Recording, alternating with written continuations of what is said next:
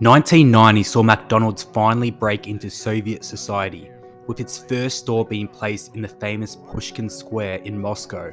At the time, it had nearly 1,000 stores in Europe, however none so far in Russia. Just a few days ago, McDonald's announced that it was leaving Russia after 30 years of operation in the country. It was one of the first Western brands to have infiltrated the Soviet Union just before its fall. So why is McDonald's exit from Russia such a big deal?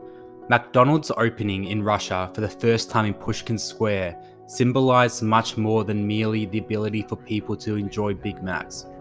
It showed one of the earliest fractures in the Iron Curtain at the same time as people were lining up for bread and medicine. It presented a new dawn of economic opportunity in Russia. It was a symbol of the end of the Cold War. On January 31, 1990, in Pushkin Square, Moscow, the first McDonald's store opened. Some 30,000 customers were served that day. People started lining up outside the restaurant at 4 a.m. When the restaurant opened at 10 a.m, there was already a 500-yard line of customers waiting to get in. It was then the world's biggest McDonald's restaurant at the time, with 900 seats, and got 27,000 applications for 630 jobs. The dissolution of the Soviet Union was followed in September 1991. America had infiltrated its biggest enemy for the previous half-century. Despite enthusiasm from many, there was opposition to the American franchise.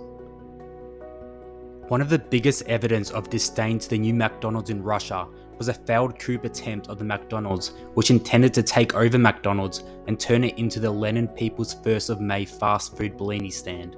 The object, blatantly to crush America's most important symbol, which had now infiltrated Russia. Although the attempt saw army trucks and a tank, they failed to take over the restaurant. McDonald's enjoyed roughly 30 years of operation in Russia, with 847 outlets in 2022. We begin with Russia's invasion of Ukraine showing no signs of slowing down. The mayor of the southern city of Kherson says Russian troops have taken control of the city's administration building.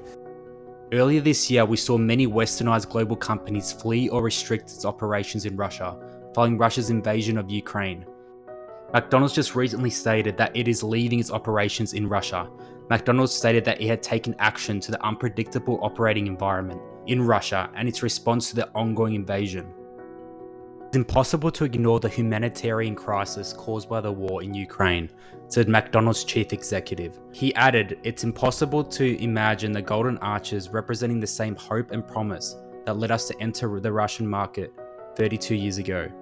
Despite representing one of the first infiltrations of Western culture on the Soviet Union, the removal of McDonald's represents a movement of deglobalization." At the very heart of liberal institutionalist thoughts in international relations is that humanity is better and more safe with the abundant flow of goods, ideas, and people across borders. Although the world is far more interconnected than it was a century ago, the last few years the world has started to take a backward step in its globalization. From Brexit to the border closure during the COVID pandemic and now war in Eastern Europe, we're seeing a dangerous time in the world. Adam Posen, president of the Peterson Institute for International Economics, says that with less economic interconnectedness, the world will see lower trend growth and less innovation. McDonald's leaving Russia is an important symbol for the narrative of deglobalization, as it was a major driving force in the narrative of globalization when the West was able to infiltrate Russia. This is the first time ever that McDonald's has ever de-arched or exited a major market. Late last month, the restaurant giant said that they were losing $55 million each month due to the decision to keep the stores closed.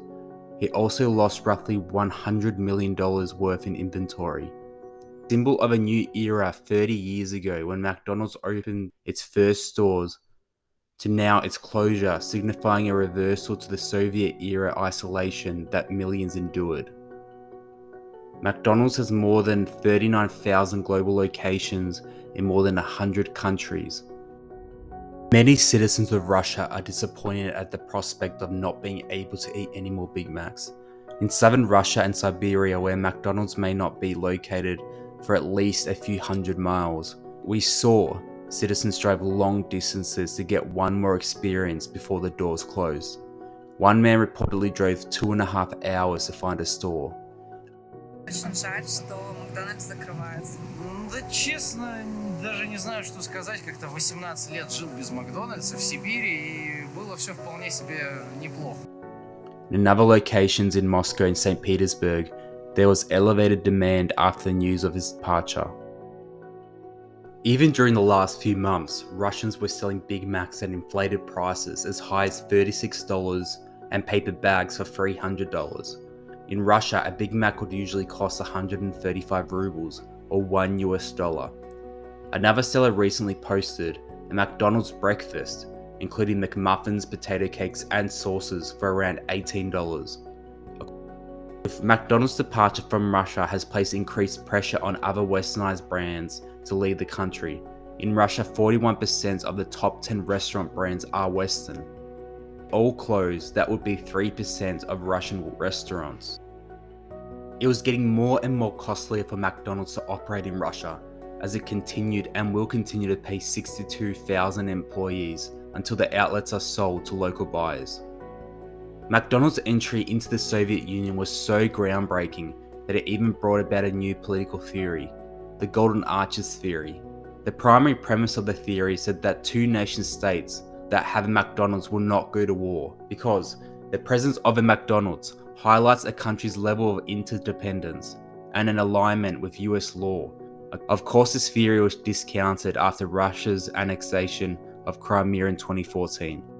Although the theory was discounted, there is no doubt that McDonald's was a significant, powerful political symbol after half a century of tension between America and the Soviet Union. Now the departure of the Golden Arches signifies a major symbolic move away from globalization and back into isolation it once was. In a letter to employees, McDonald's president and CEO Chris left open the possibility that McDonald's might be back someday. It's impossible to predict what the future may hold, but I choose to end my message with the same spirit that brought McDonald's to Russia in the first place. Hope, he said. Thus, let us not end by saying goodbye. Instead, let us say as they do in Russian, until we meet again.